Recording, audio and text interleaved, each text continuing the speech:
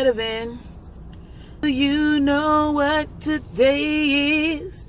It's my anniversary. Yeah. Excuse me, eating some of this good old salted caramel brownie brittle. So yeah, y'all, it's my anniversary, the big number 5. Yeah, we're still babies in the game, but you know, it's all good. And let me tell you, well, you know, I posted in previous videos about, you know, being thankful for the husband that I have, and I really am. Now, mind you, marriage is work. Don't ever get it twisted. Marriage is definitely work. But, and I mean, we always bicker about something. But you know what makes marriage doable these days for me is that I have an understanding husband. I have one that doesn't judge, or he'll let me know. You know, he keeps it real, but he's very careful with my heart and my feelings. You know, like,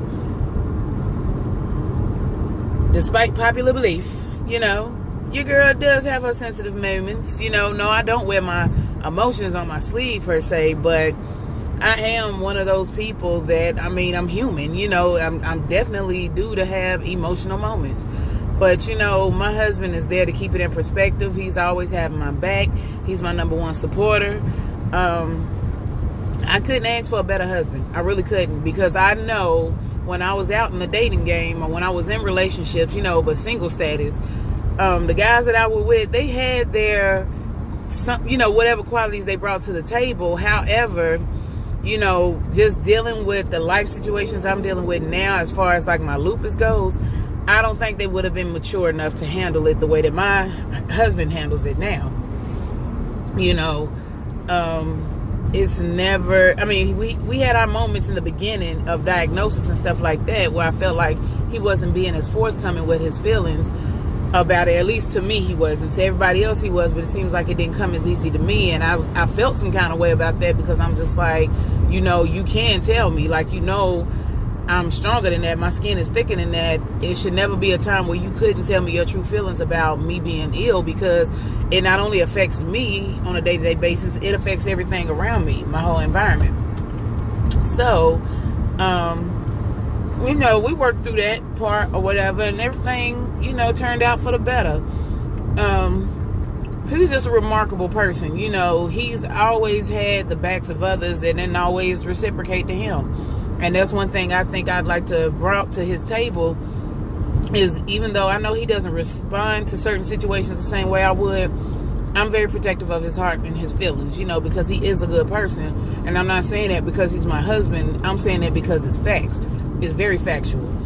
And I myself, considering myself a good person, I know what it's like to get railroaded by people, you know.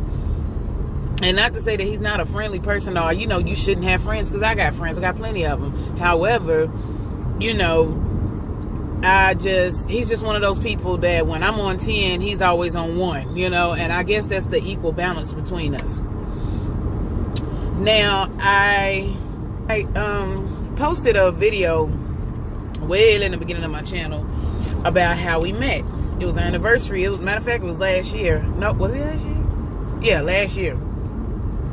So I took it down or whatever, because then when I was recording videos on the phone, well, I'm still am, but you know, when you record videos on the phone, at one point it wouldn't let you get past 15 minutes.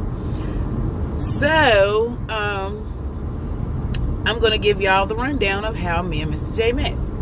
So, okay, now, disclaimer, we met on Match.com. So I'm just gonna say it worked out for us, you know. And whenever we would tell people, I think they laugh because we're like the first black people, you know, that they met, a black couple that they met that successfully made it through the Match.com system. And I'm not saying that trying to be funny or be racial about it, but I mean, let's be real.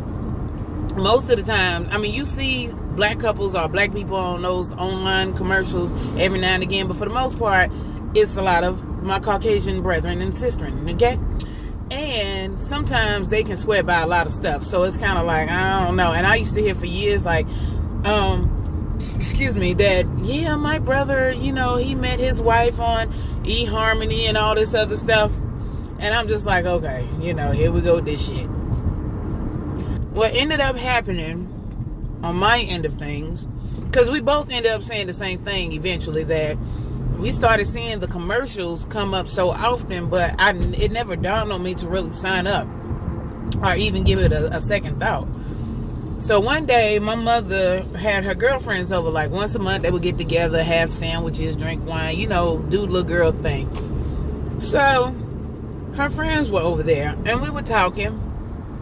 Now, by this time, I was almost a year and a half out of my last relationship, in which me and that individual was engaged, but I knew he wasn't the one for me.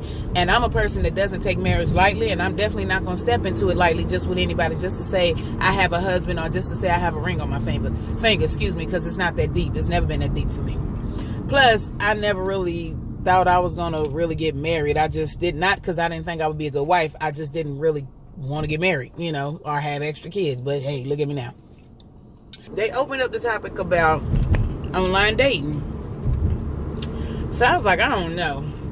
Because, motherfuckers, I ain't say motherfuckers because, I got respect for my elders. But I was like, these fools out here crazy online. But I'm like, hell, they crazy on these streets. So I probably bet 1,000 if I actually really, made a connection with somebody. Now, the process of going through it, I just gave it a second thought, and I actually just decided to pick which one I wanted to go through. Now, mind you, Match wasn't my first choice. I went through Black Planet. No, well, not Black Planet. Everybody remember Black Planet, though. Y'all remember? But no, not Black Planet, but Black People Meet. So, Black People Meet, I'm not going to say that it doesn't have any success rate or successful stories. It just wasn't a success for me. Because I met a few guys on there, and I met one in particular, and he just ended up being a damn joke to me. Like, he was somebody who was looking to, I don't know, get famous, get real popular with the ladies, I don't know. But he was like a lame, because first of all, he had these little obnoxious videos of him dancing shirtless, which I think is so damn lame and stupid. He had pictures, on his profile, and one of the pictures in particular had him palming some girl's ass at bike rally or bike week or whatever down in Myrtle Beach. Now, this is my thing. When I initially decided to log on to these pages, I didn't log on with the intention of looking for a boyfriend or a husband or whatever. I wanted a companion at best. Somebody I could hang with, watch a movie with, go out to eat with, just kick it every now and again with no strings attached. However, there's no way in hell you're going to sit here and tell me that you're looking for someone to take you seriously and you got all this bullshit on your page. I'm sorry, that's just stupid to me. It's stupid, it's juvenile. And the fact that you felt compelled to post these kind of random things on your page just to get likes or whatever the hell, because I forget how the shit worked, but just stupid, just to get recognized. That is just so lame to me, and that's desperate for attention, and I'm not a desperate individual, so, and it reeks of insecurity, I'm just saying. So that was a total fail. Which luckily I didn't waste no time on going on a date with him or nothing like that. Then I actually met somebody, and I'm just going to say that the timing was just bad. Because at the time, one of my good girlfriends used to be a police officer or whatever.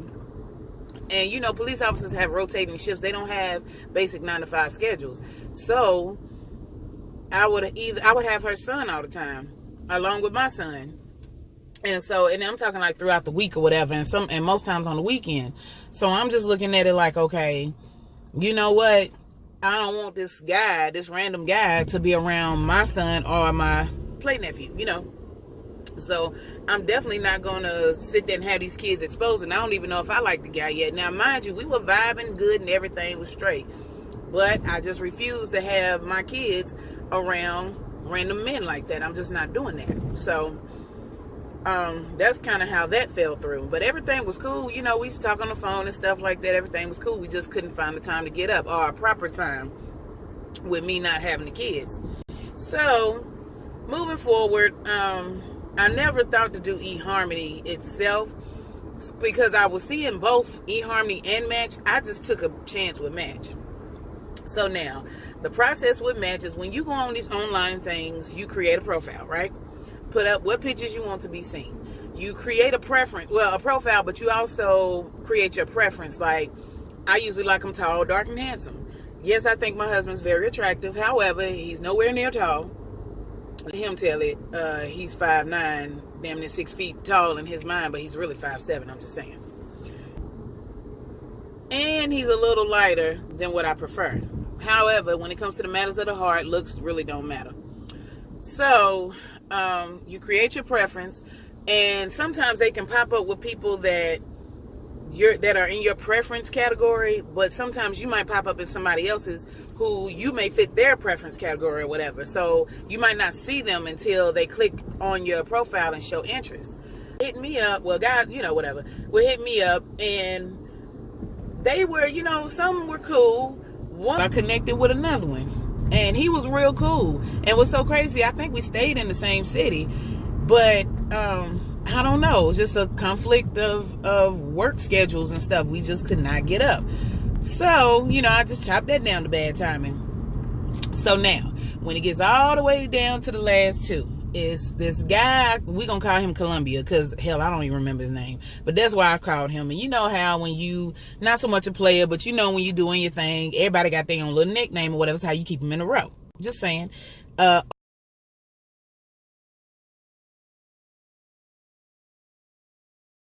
OG player lesson number 255. I'm just saying. I always make sure that you have names with them, because in conversation you could easily get lost in translation when you're talking about one and people thinking you talking about 5 other dudes. I'm just saying, it just cuts down the confusion. So it was down to Columbia and Mr. J. So Columbia, the chemistry was so often changed so quickly, and he ended up being somebody that turned into like a flirty, friendly situation. It wasn't really something that I was looking to go any further than what it was. So when Mr. J hit me up, I read his bio and stuff like that. He seemed to be a cool guy. I thought he was attractive. I thought he was a little hottie, Now, I definitely knew his ass wasn't that damn tall. He put 5'9", but I knew he couldn't have been, because his profile picture was standing in front of a damn doorway. The average doorway is about, 6.5, 7 feet? So I know damn well he wasn't that tall. So I seen his profile, and then you have the race thing. Okay, people, look. This is my thing. We all are a melting pot of ancestry, okay? Some of us do have Native American and all this other stuff. Yeah, I do have that in my bloodline, but it's not enough for me to sit there and say, oh, I'm Indian and black. Hell, I'm straight up black. You know what I'm saying? Clearly, I'm light skinned, so there has to be some mixing of my roots somewhere down the line in my lineage. However, I'm still black. I'm just saying. Here come Mr. J with 15 million damn nationalities clicked on the thing. I said, child, somebody been talking to their granddaddy. You know how black folks do. We can't never just be regular black. We just got to have all these different things going on. I was like, okay, he a little hottie or whatever. And I'm going to tell you, we were vibing, but, I didn't realize that he had a sister that stayed in Charlotte also. Because y'all know that's where I'm from. Shout out to 704. I didn't realize he had a sister that also stayed in Charlotte or whatever. So the night that we met, now that first time we met, y'all, it's a wonder that I'm Mrs. J, because that first night was that was one for the books, honey. First night we met, went and met him over at his sister's house because it was Father's Day weekend, and at the time he had my bonus kid with him. And Cam, and so Cam was like 2 years old at the time. And my thing was, at the time, I didn't really fancy meeting other people's kids, because the same way that I am about my kids meeting somebody new, I apply that same rule to myself, because you don't just want to get involved with people's kids and you don't even know how it's gonna pop off between y'all. So he just was sounding like he was going through so much, you know what I'm saying? And so, like, with his son's mother. So I was just like, you know what? At best, we can just be cool, just be friends or whatever. So I ended up just going to visit, you know, going to see him or whatever, and just talking, you know, and just kick it. I was like, worst come worst, we'll just be friends, because I just, again, wasn't that pressed to find no boyfriend or nothing. So what happened? Got there. First of all, when I pulled up, you know how some guys, whenever they get a bad haircut or whatever, and somebody messed their hairline up, they gotta let their hair grow out, right? So here it is. He come out. First of all, it's like he came straight from work, picked up the son, and then came straight to Charlotte or whatever. And Charlotte to Greenville was not really that long of a ride. It's only like an hour and a half. So he, his sister, you know how the houses have those driveways that come down on a hill. Child, first of all, my husband is not only short, he's bow-legged. It's AF capital, okay? And so when he gets tired, he kind of has this little rocking situation going on. So when you rocking kind of side to side and you coming down a hill, what's the first thing you gonna think? I'm like, what the hell? Is one of his damn legs shorter than the other? Like, oh, hell no. You know what I'm saying? He's short and he got one leg shorter than the other. Chad, I couldn't even deal. So then I'm sitting here looking, first of all, his hair. Now, mind you, my husband has some beautiful hair. But again, in the first meeting of someone and you meeting them, they don't even have a haircut, a fresh haircut. You looking like, what the hell? He looked like one of those, y'all remember the Geico commercial with the caveman? That's how he looked. A mess. So, I'm sitting here looking. I'm like, I done got bamboozled. What the fuck? Like, I was about to pull one of these numbers, slide deep down into my seat, put that bitch in reverse, and peel out. You know? What else happened? So, like I said, once I got to talking to him and stuff like that, the looks and stuff really didn't matter anymore, because we were just talking. And like I said, he just sounded like he needed a shoulder to lean on. So, what happened? Oh, so once, you know, time had progressed, because we went and we left out, me, him, and Cam left to go to Jack and the Crack, get us a little bite to eat or whatever. We got hungry, came back, and so we were having more conversation. And then towards when it started getting a little later, after he put Cam to sleep upstairs in his sister's room, I pretty much was like, you know what, when I'm getting cold, because they had the air on in the house, and it's kind of a big house. So, you know, with all that air circulating in there, it did get a little cooler. And so he was about to bring a blanket or whatever. And I was like, you know, no need, I'm about to leave. So on the way out, now mind you, first time meeting him or whatever, and you don't know if people deranged, you know, just off their rocker, they little skits, you know. He looked the part, that's for damn sure, but he wasn't, thank God. No serial killer or rapist or something. But I'm going to tell y'all, and to this day, he claims he does not remember it, but on the way out, you know, I gave him a little hug or whatever, because I'm thinking, shit, I ain't going to see this fool no more. Child, he on them basketball shorts. Now, ladies, y'all know what it is, them basketball shorts. The same thing with them gray sweatpants. You know, they got the little print or whatever. You feel me? When I say my wrist, it was my left wrist too, because I was leaving out, he was on the left side. Wrist messed around and brushed up against his thing. You know what I'm saying? Up against it. I was like, oh, shit. And I thought he damn felt it. You know, I thought he noticed. He claimed he done, but I swear he had to. And it wasn't like I just, boom, like I just knocked it all out of whack or whatever. But it did, you know, it grazed it a little bit. Enough for me to know that was his thing. Then he just so coincidentally made the comment. He was like, oh, I wish I could go with you. I'm like, oh, fuck. He gonna rape me. You know, I got to go. So then I left. You know what I'm saying? I didn't dash out or nothing. I was like, no, you so crazy. Let me go. So I left, right? Now, mind you, I get back to work on Monday. And so the girlfriend that I worked with, that worked in the front office, because mind you, I worked at the doctor's office. So the girl who worked at the front office, soon as she seen me come in, she was just so excited because she knew I was going to see him this weekend. So she was like, so how'd it go? And I was like, girl, yeah, I don't know. And she was like, well, what happened? I said, he just seemed like he had too many issues going on.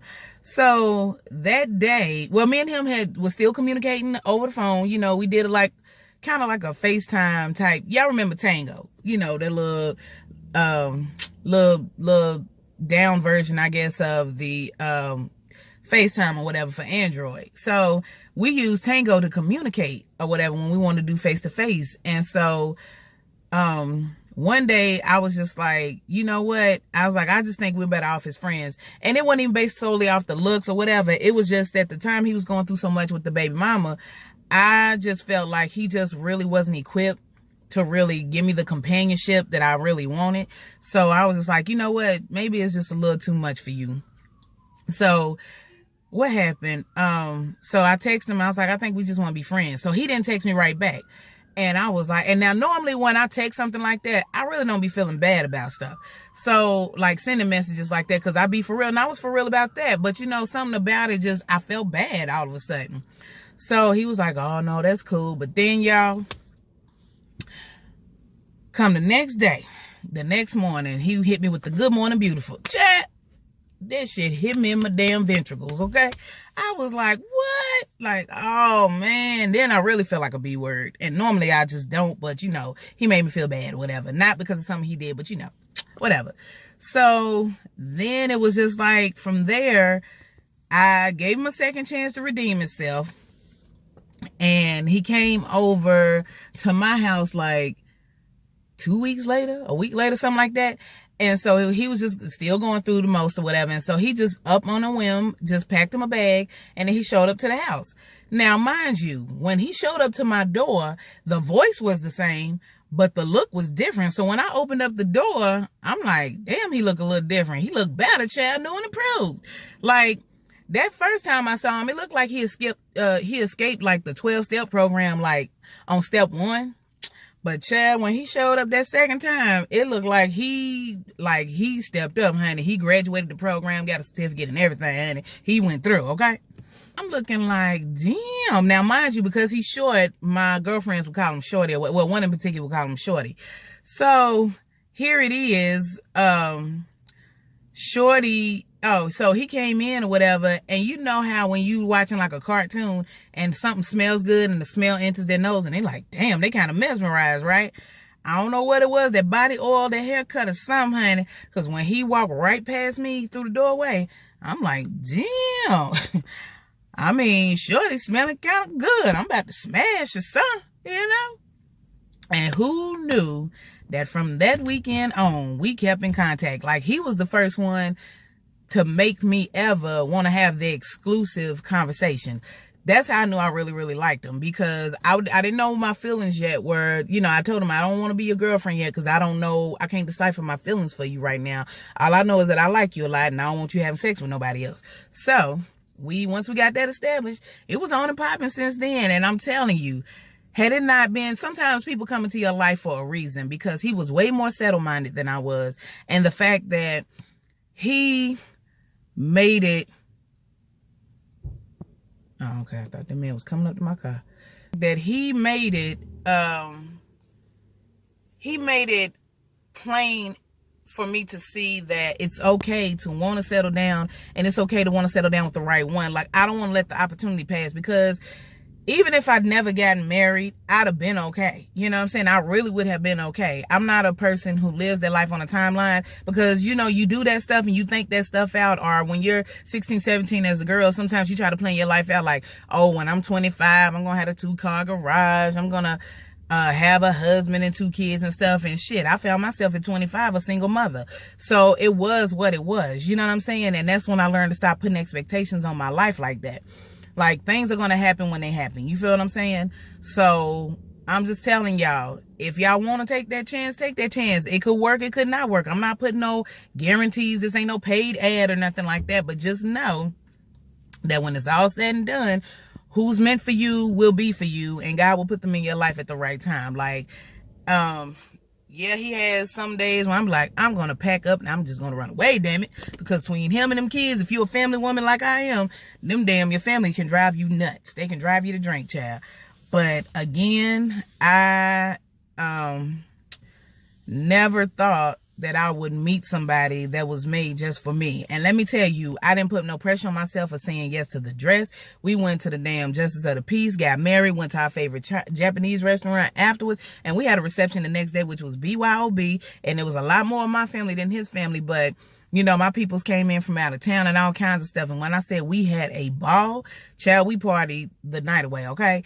And that's what it's about. You know, you see too many couples on these social media accounts, you know what I'm saying? And they always putting 50 on 10 and putting the front up. And I guarantee you, the ones that have the most extravagant weddings usually are the ones that crumble first. And I hate to say that, especially amongst our own community, because you see so much of it. People be together for a long time, they get married, and the shit just does not work out. Marriage isn't for everybody. And if it ain't broke, don't fix it. But at the same time, you know who you're marrying, and don't like tread lightly when it comes to the subject of marriage. Don't just do it, like I said, to just say you got a husband or a wife, or to have that ring on your finger. Because you see, I got 2 silicone rings and a tungsten ring. It doesn't make me less married than if I had a diamond on my hand. Trust me. That's just a symbol. It's not really going to make the difference, you know, what style of ring that you have on, because if they're not meant for you, they're just not meant. But if you are married, you know, hopefully you're in a healthy, stable relationship. You know, of course, you're going to have your ups and downs, because nobody's in love every single day of their marriage. Like, seriously, you know, let's not even fool ourselves. But as long as you know you have the right person on your team, one who's there to support you, that helps take care of you and the family, that actually puts the needs of his family first, you got a good one. You got a winner, just off gate, you know. Looks are a plus, but at the same time, they're not the most important. So if anybody out there has any questions about the dating process as far as online dating goes, because I wasn't a serious dater like that. I was more of a relationshipper. But when I did my thing, I did my thing. And again, I didn't lead nobody on. I didn't, you know, front and fake about feelings that actually weren't there. Because I used to be the type to tell them, you know, don't put your heart in a place that it doesn't belong. Because I don't want to be responsible for nobody's emotions at the end of the day, you know, or how they feel about me. Like, you can't control how a person feels about you, but you can at least control your end. As long as you're not leading them on, hey, what they do is on them. You know, how they feel is on them. So hopefully y'all sat through this long ass video. I appreciate if you spam the comments with a happy anniversary or 2. We definitely appreciate it. It's been 5 years today. And I just want to send peace, love, and glitter and positive vibes out to everybody.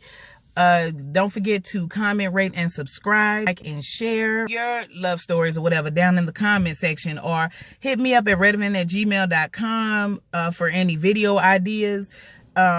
You can go to my IG page, the Purple Hearts. I'm trying to be as like more active on it as I need to be. My personal page is at Redavyn, just that, at Redavyn or whatever. But definitely need to at least hit me up in the comments below to let me know what your tag is, your IG tag or whatever, because I'll definitely follow back. So, because my personal page is set to private or whatever, and I don't want to just open it yet to everybody, especially until this channel starts to grow.